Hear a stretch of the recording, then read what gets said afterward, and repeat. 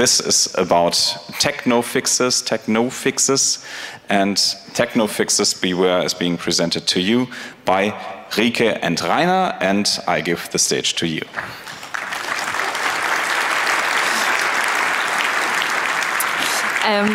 Hi, and welcome to our talk, Techno Fixes Beware, Tech Fictions as Replacement for Social and Political Change. We are delighted that you're all here with us. I'm Rike, I'm a policy advisor at Friends of the Earth, one of the biggest environmental NGOs in Germany, also known as BUND, and I'm an economist, climate activist, and also a proud member of the Bits and Bäume network, and I'm here with Rainer. Hello, my name is Rainer. I'm co-chair of the Forum Computer Professionals for Peace and Societal Responsibility, also a happy member of the Bits and Bäume network. I have a background in computer science and philosophy, and my working areas are sustainability and also tech narratives, which brings us directly to the point. We both work at the intersection of sustainability and technology, and in our political work we notice that there's something wrong about the way we talk about tech in the context of global crises, especially environmental and human rights issues. So this talk is based on our daily experience with the tech discourse in politics and science, and just firstly, of course, there's a lot of potential in technology and innovation, but many times tech is overestimated as a solution for social and environmental challenges.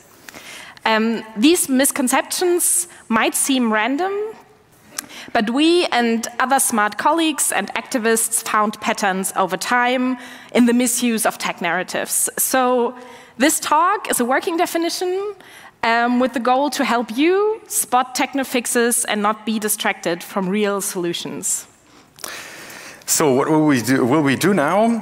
First we'll talk about the background and the problem of technology for sustainability, talk about patterns of misleading tech promises, then give some examples and analyze them. And then we want to explain what we think are reasons for this, and then conclude with talking about actual solutions or actual usages, and conclude with a little mental tool for spotting techno fixes.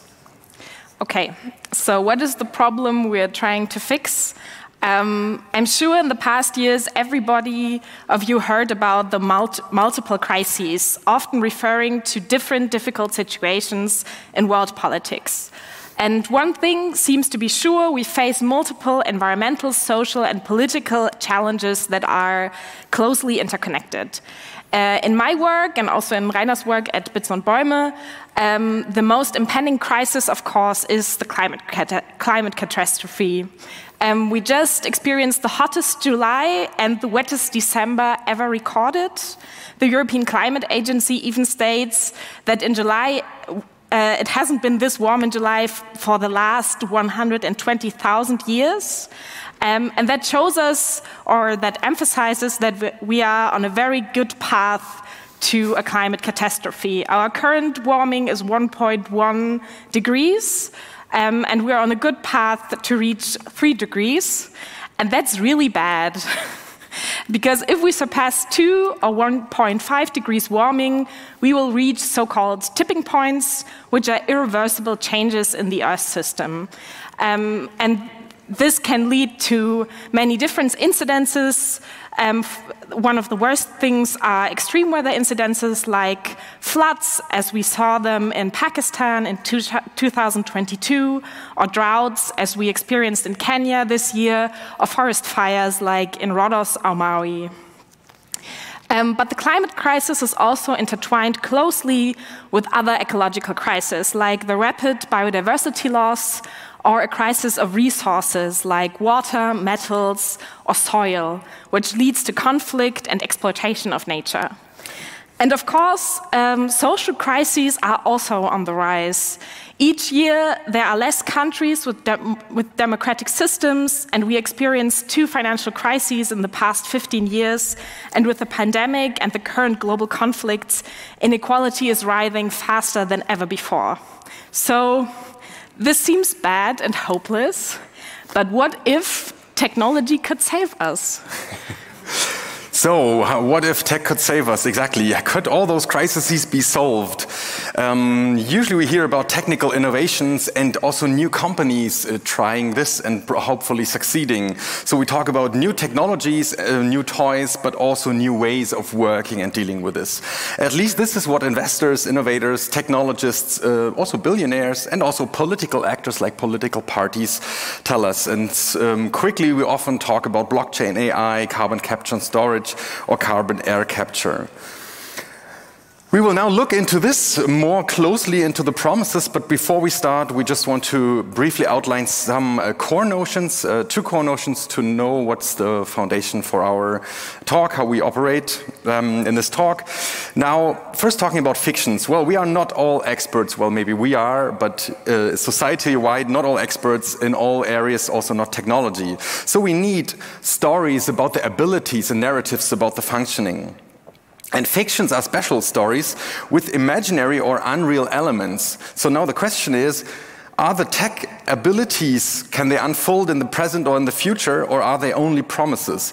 So if they have a large imaginary part, you could say they are, it's pretty sure we talk about techno fixes, and if the imaginary part or the unreal part is rather small, we talk about at least approaches. Solution is a problematic term. So the question is an approach a solution for a given problem? At the same time, the second notion is sustainability, which is a goal, while technology usually is a tool, not only, it's complex. Sustainability as a goal, and just to briefly outline it, is the ability to fulfill one's needs, not one's wants, but needs, without impeding the present and future generations' ability to solve them. So this implies inter- and intra-generational justice as well as global justice. And as we heard from Rike, change is necessary. We live in a definitely crazily unsustainable world and with unsustainable lifestyles, not individually but collectively. And this is, just to stress it, not only nature protection, this is a question of our own livelihoods. Okay, let's get to the misleading tech promises in the sustainability discourse. As Rike mentioned, we talk about, we recognize there's some patterns how technology is being talked about. And we found there are two types, and both are fictions. Both are somehow distinct, both distract, but they distract in different ways, and that's why it's important to make this distinction. We just call them type A, which is discussing fictional technology when there's real technology available for the same problem, even commercially available. So we talk about unsuitable technology when there is suitable technology. Type B is discussing fictional technology when the problem in itself is not a technically solvable problem, when this is a political or social problem. So this is another way of misleading tech discourse, and we want to talk about this now more concretely. Coming to type A of the tech discourse, misuse. Just to give two examples to make this clear why we're talking about this. First example is automated driving and or electric cars in inner cities. There's a promise of fossil-less mobility with fossil-less engines, less emissions, and also more space on the city streets. However, and the technology, of course, is electrical engines, then computers on wheels, you could say, with a lot of cameras and sensors, and automatic navigation, and that's kind of what we're heading for if we want to have automated driving or electric cars. However, in reality, we have many problems and fundamental problems. The autonomy is a big problem, as we've seen with a lot of chaotic accidents or near accidents in inner cities. This is exactly the focus here. Usually the city environment is very chaotic. There's a lot of people, then weather comes in, construction sites, all those things. So in order for this to work, we would have to entirely rebuild the city streets. And there's of course also errors in those systems. Sometimes the cones create errors for you who have read about it, blocking streets. And in the end, as shown in the picture, the size of an electric car usually is the same size of a fossil-driven car, a fueled car. So in this sense, it's not much of a solution. However, what could be a solution? We are in type A. Well, we can of course talk about public transport. We can talk about multimodal mobility. We can talk about some kinds of architectures of cities of short ways. So if we're looking to have a vehicle where you don't have to drive yourself, of course you go to the next bus stop. So this is driverless from the point of view. But the question is, now we're talking about the discourse misuse, who profits from this kind of narrative? Of course, the big corporations who build and do research on this kind of topics, like Google, Uber, Tesla, and also old car makers who jump onto this train quite late. Okay, the second case is nuclear power or fusion power. What is the promise? Well, it's the promise of unlimited, clean and free energy for everyone. The technology is quite simple. Well, nuclear power comes from splitting large atoms. Fusion power comes from merging really small atoms. And there we go. But however, in reality, it is a really, really expensive technology. Both are really expensive technologies. Both can only be done in a centralized ways. The fuel usually comes from dictatorships, but okay. And in terms of fusion, they're not even commercially available for the next decades. So the centralized aspect is like we would like to put a stress here. So what could be a solution? Well, a solution for unlimited clean energy, well, of course, wind, water, renewable energy, solar power, some call it remote fusion. This is already commercially available and it could be employed right now. But who profits from talking about nuclear power and fusion? Of course, the big energy corporations, because they know they are the only ones who can employ this kind of technology. And also political actors who really enjoy delaying the discussion about actual transitions. So we have placebo changes for a change of placebos, kind of, and the delay of politics. Yeah, so this is the aspect of nuclear power and fusion. Now we get to the type B, tech discourse misuses by Rike. The other type we identified in our political work is the proposal of tech as a distraction from necessary societal and political change. We also brought two examples. One is GMOs and the other one is AI for environmental issues. GMOs are a very old example that a lot of you may be familiar with. And the basic idea is tech as a solution to world hunger, specifically higher productivity through the usage of genetically modified seeds and herbicides and pesticides. The idea is we end world hunger and improve crop yields. And if you want to understand how it works, glyphosate, for example, is a good example. It's a so-called total herbicide, which means it kills all plants except certain genetically modified varieties. These genetically modified varieties and the corresponding herbicides are provided by just a few companies worldwide, mainly Monsanto Bayer, DuPont Dow and Syngenta. They have long names because they all merged in the past years. These three companies own over 60% of the seed market. And the reality is the discussion around GMOs date back even before I was born in 1994. And by now we know that it did not, in fact, end world hunger, although 15 to 20% of the global agriculture is provided by GMOs. And although the usage of genetically modified plants and herbicides improves crop yields in the short term, in the long term it has severely negative impacts on biodiversity. It erodes soils, and soils are no longer usable for the cultivation of other varieties for a long time. Also, studies show that the usage severely impacts insect populations, and the WHO suggests that glyphosate might cause cancer, and local communities, especially in the Global South, repeatedly report increasing health complications in communities that are in close contact with herbicides. And furthermore, we have a lot of dependency on these big seed and herbicide providers. So what would be a good solution? The first thing to state is hunger is not a technical problem, because food is not scarce and has never been. There is enough food to feed the world. The problem is distribution, access to land, and heavily leveraged food markets and large-scale export-oriented farming.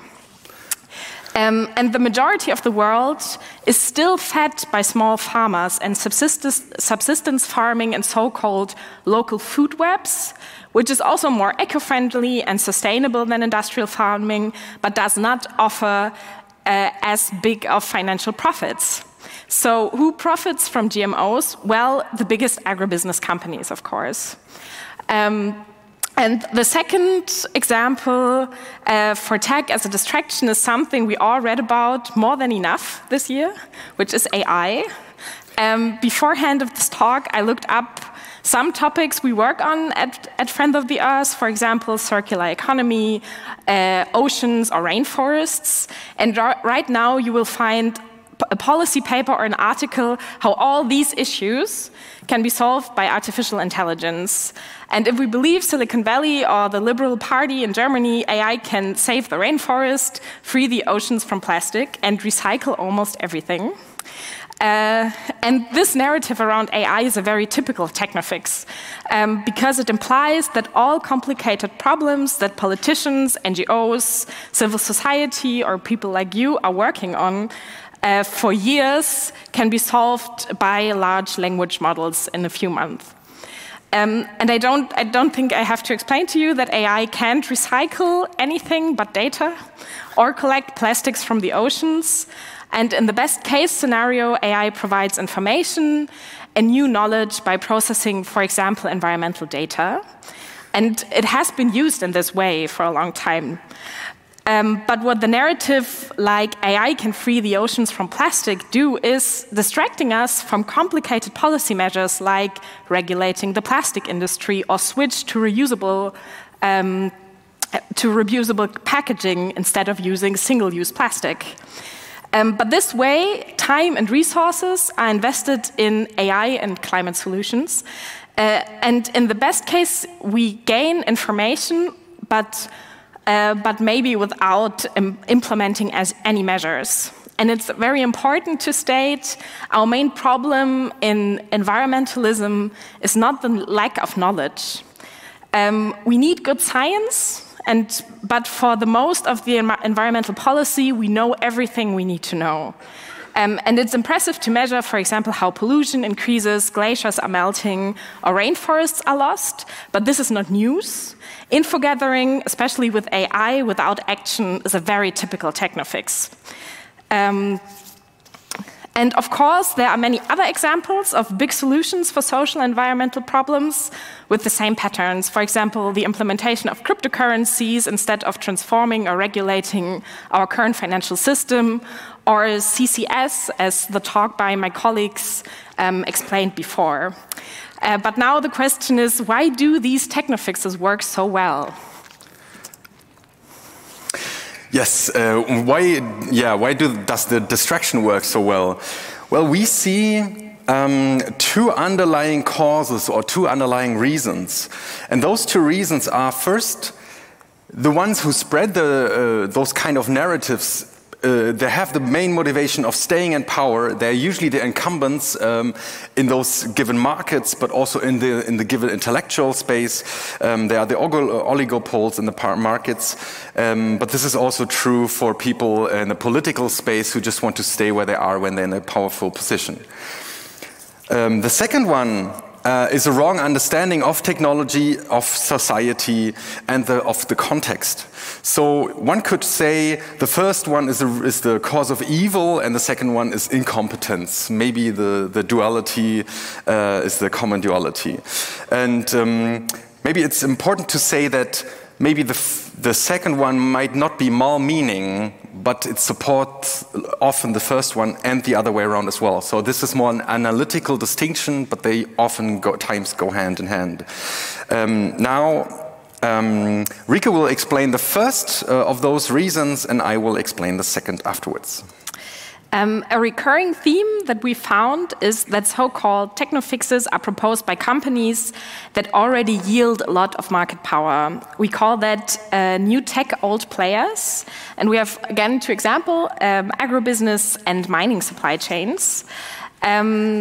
Because if we look closer at the proposed solutions, especially regarding digital tech, many players that drive innovation or rule supply chains have been around for decades. A good example is, again, digital agriculture. At first glance, plants might not seem very technical, but agribusiness corporations have always been tech companies. The development of GMOs, pesticides, and fertilizers were always technological processes. And with the rise of digital agriculture tech, these companies seek to maintain their monopolies by buying tech startups and implementing digital tech into their business fields. Our friends at the ETC group even state every sector of the industrial food chain is in the process to transforming into a digital enterprise. And so drones or robots or new GMO might seem very futuristic, but in the end, they are provided by old companies like Bayer Monsanto or BASF, who want to keep their monopoly on the food chain. Similarly, the production of digital hardware can be considered fairly new, maybe, like Apple, Microsoft, SAP, but the supply and extraction of the materials that are needed for the production, such as metals, minerals, or other resources, is operated by the same companies and supply chains that already provided these materials, for example, the car or the chemical industry for almost centuries. And the resources are mostly extracted from the global south to be used in the global north. And these supply chains have been established since colonial times and are maintained by trade agreements and international institutions until today. Our colleagues at, for example, ATTAC have very good work on this. But for example, the extraction of cobalt from the Democratic Republic of Congo or the mining of lithium in Latin America is not very new. Also, the stories of human rights violations or ecological harms are not new, but the production of tech itself intensified the demand for these resources. And here we can see again, the tech might be new, but the supply chain is built on very old power structures.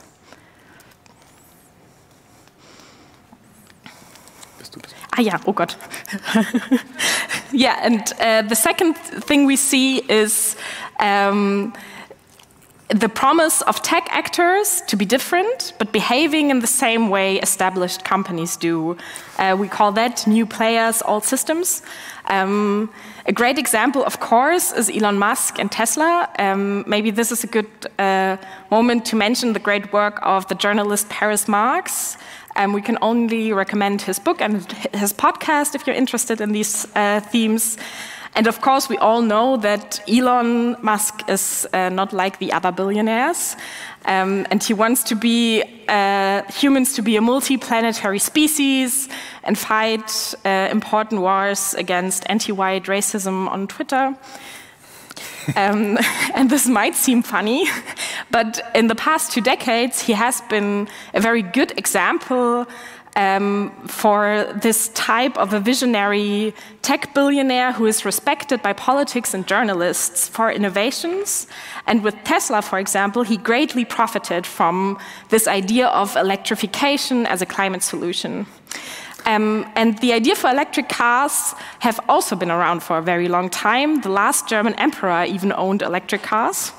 But Tesla defined in our time that these cars need to fulfill an image of a very masculine mobility, maybe, which means being heavy and big.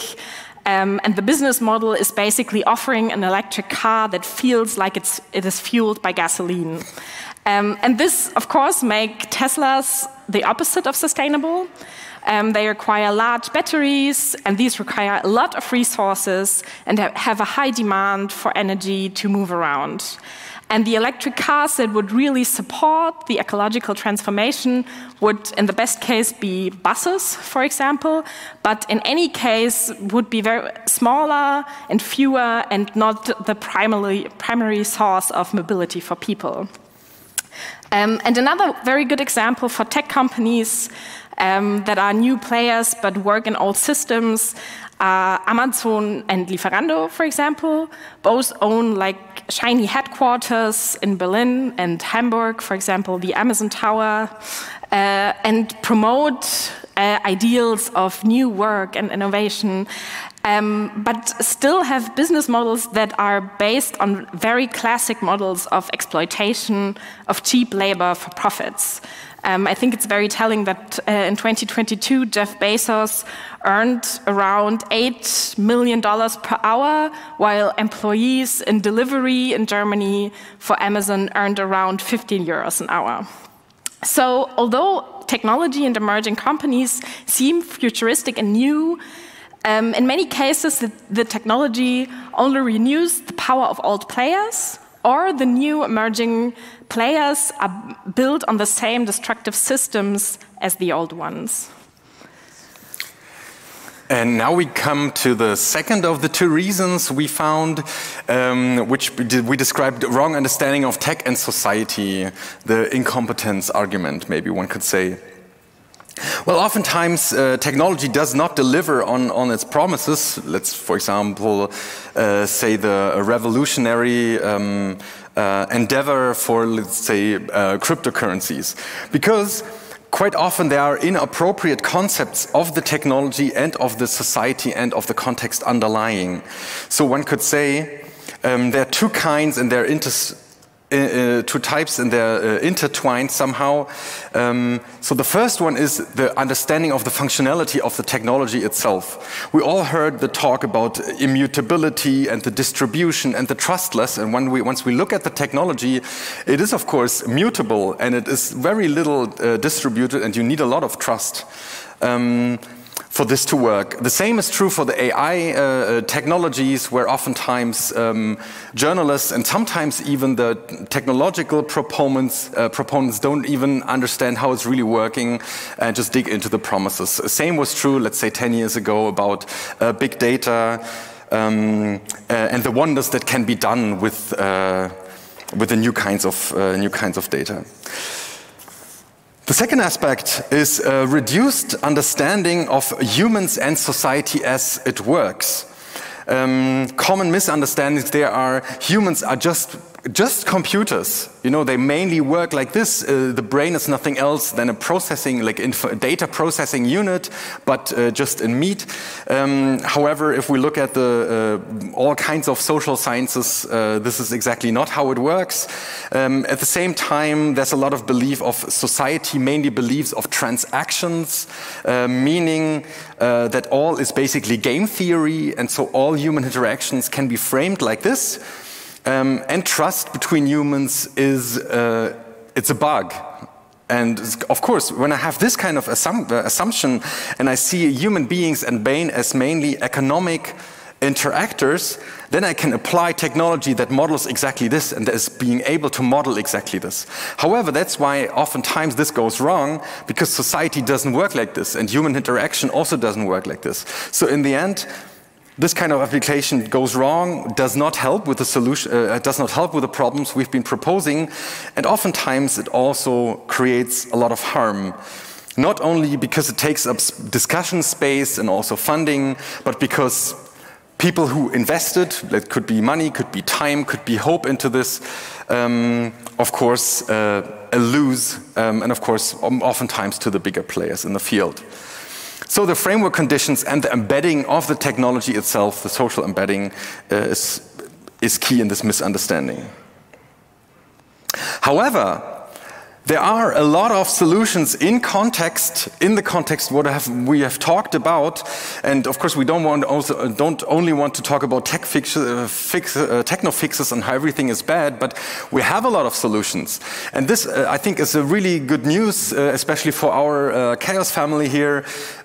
We have a lot of well-known working tech, and a lot of it is low tech that can be maintained, understood, shared and learned, including all the wonders of skill sharing and free software and all such things. But this, of course, has to be implemented. But also, apart from the digital aspects, I mean, we all have heard the terms of a bike city or public transport, as mentioned before, of the 20-hour week, of smaller cars, but also small-scale agriculture, which actually works, or non-profit food markets down to plant-based food, or renewable energy, as we all know that, for example, solar power is not a very complex technology, hopefully, luckily anymore. So what's necessary, of course, is reform of markets and the economy with ideas of degrowth or circular economy, which of course is very, very hard, but it is necessary. We cannot refrain from doing the right thing because other things seem easier because they just don't work. I think maybe some of you might think of the person looking for the car keys under the light, although having lost them somewhere else, but it's easier to search under the light. So we have to talk about financial system democratization, and all those things are hard to do. And the key aspect, as always, is not so much talking about the technological implementation, but also about the social transition implied by this. So we have to talk about something like climate money from CO2 taxes, about financial support for the economically weak within society, but also about increasing taxes. I mean, if we know that the average rich person's tax is like 1%, I guess all of us, if we look at our pay slip, this is actually a narrative that shows how much inequality there is. And of course, the transition will need some effort, but this can all be done. As we say, there's a lot of the technological solutions already there. And we have to focus more on collective social security than into individual safety.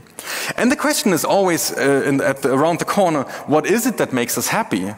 Of course, we like to tinker with technology, hack stuff, build stuff, but equally important it is the time we spend with each other and the time learning, understanding something and sharing that we've just understood something. So sharing this with the Chaos family, with our community, with our friends and partners. So there is such thing as social wealth. This is something to strive for. Or time wealth, that there's enough time to do all those things and also time for regeneration and for taking care of each other in darker times, so we can later on hack together again. So, saying this, the sustainable future is a great future. To conclude, so we hope we made a brief case, although that techno-fixes distract our minds and slow down the necessary change. And as maybe promised, this is like a little cognitive tool to spot a techno-fix or to ask the right questions. Some of you might know the Weizenbaum test. It's kind of the analogous to the Turing test. Maybe look it up if you're interested. The questions we would ask to propose to spot a techno-fix is, who proposes it? What is the supply chain? What are the actors who are not in the front but in the back? So follow where the things come from and where the parts come from. Literally, but also symbolically. But also, what is the definition of the problem? So make people who suggest a certain solution, can you say a little bit more what the problem is you try to fix before you start fountainin the solution you have? Or maybe explain a little bit more or talk about the societal background, the context, and also the social embedding of it. Because always when we design technology, we design social practice. And this is key. So if someone proposes a certain technological solution but cannot answer how this would be embedded in existing practices or how new practices could look like, I mean, there's good ideas everywhere, then this is already an indicator. So we would like to conclude with like the call, let's talk about usable technology and apply it. We have to unlock the real potential, and then we're good for the golden future. And those are some references. If you're curious about all this, come to us later on. And then thanks a lot for your attention. Thank you.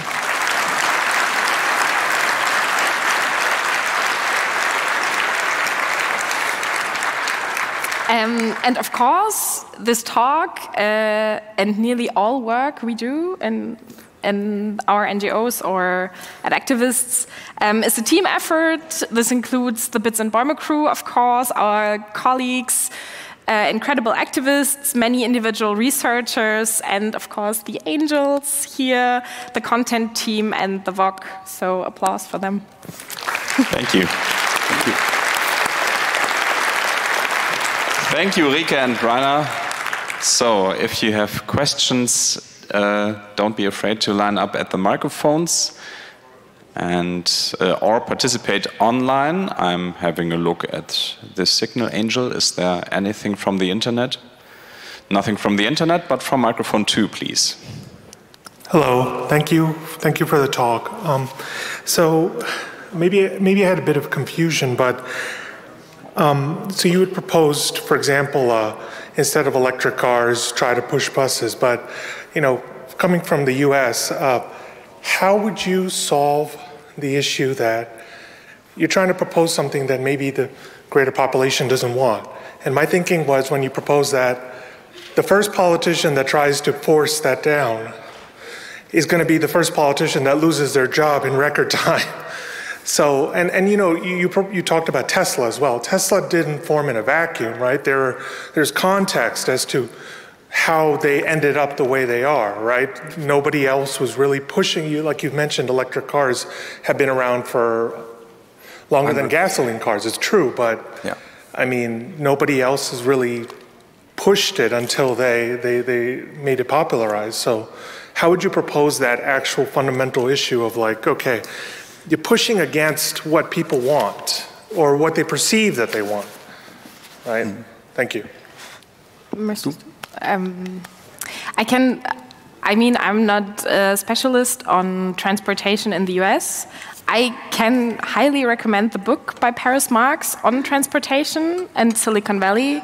And I think it's true that the transformation process politically is hard, but I think the future of having, for example, walkable cities and good public transportation is something that is very attractive to a lot of people. And I think with our talk, what we want to say is not necessarily this, or maybe it's not a manual what a politician can do tomorrow, but the way we have to look at tech to find real solutions. And if we want to tackle the climate crisis, and if we want to do it in a way that allows people to live in community, we need concepts like walkable cities, public transport, like we saw on the picture you had on your slide. And I think what the thing with Tesla is answering the questions how we should transform transportation with big electric cars, and that's not the answer. Mm-hmm. Yeah, and I would like to add, I think all your points are really valid and really important. However, we cannot mix fundamental democratic problems with these issues we have been discussing here, because from my knowledge, I'm also not being an expert on US transportation, there is a lot of support for this kind of transitioning, but the democratic process does not reflect this. And this is a much bigger issue. And the second point is that's why we focused on inner cities. Of course, there are a lot of use cases where big cars and all those are actually necessary. But the first thing would be, how about the inner cities, where there's a space problem, where there's a lot of infrastructure that is built around cars, and usually.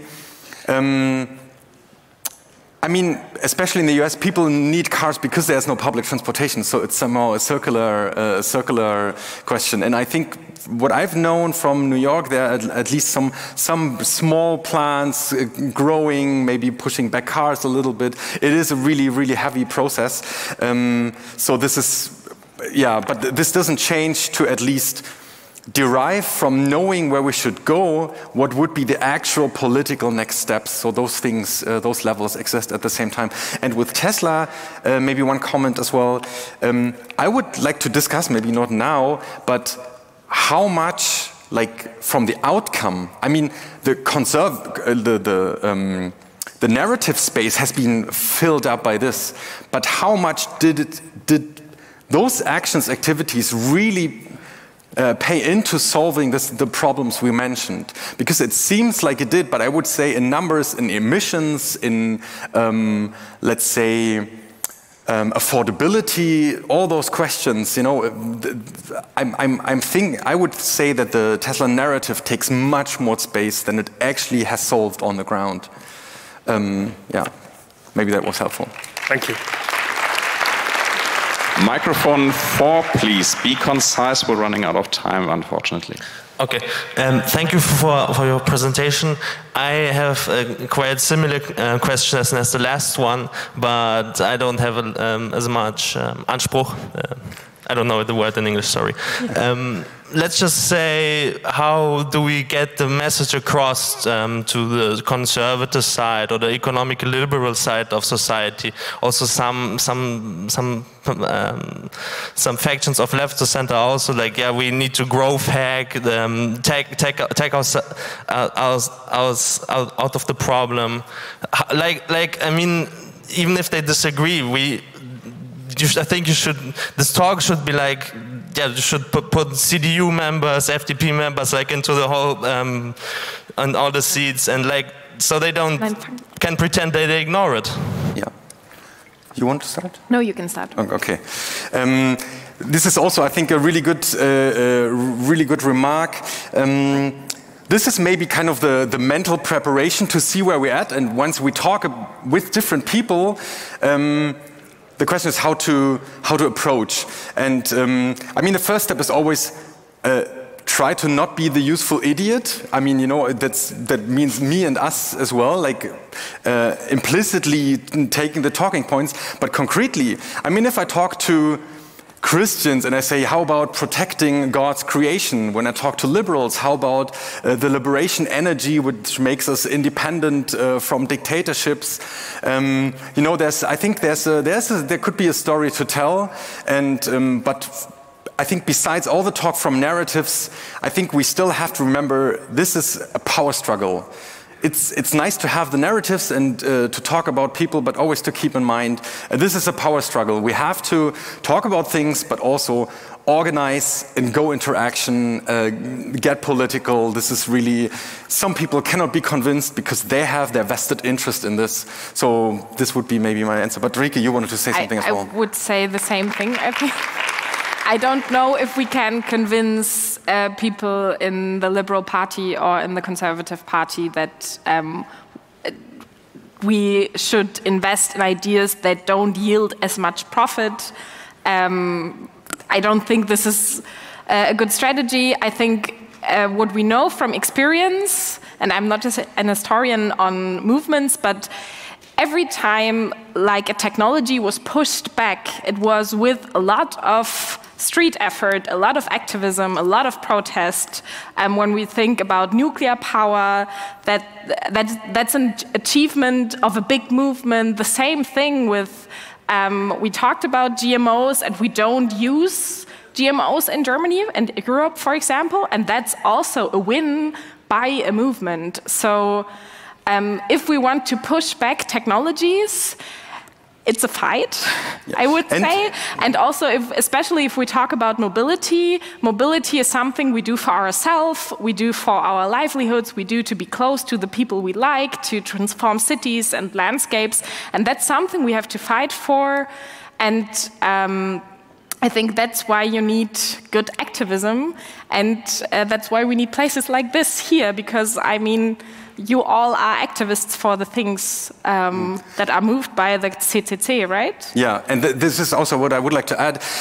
Sorry, I have to just one sentence. Remind you. Yeah, just one sentence. Some people say those kind of utopias, this is just, you know, imaginary fantasies, and once you wake up you have the hard world. I think what we all show here for the 4 days and then afterwards everywhere, building things that actually do work. We sit here with thousands of people, and people, you know, get their water, electricity, internet, and on every stand there are people who build such things. So this is, utopia is not a dream, it's the kind of the starting point for the things that exist as parallel options for people to choose. And then even maybe the hardcore conservative would say, really, you did this and it worked, and everyone, you know, you had those talks and they're all online. Oh, okay, maybe there's something to think about. It's not just, you know, crazy ideas. Or they don't have a choice. Yeah. Maybe.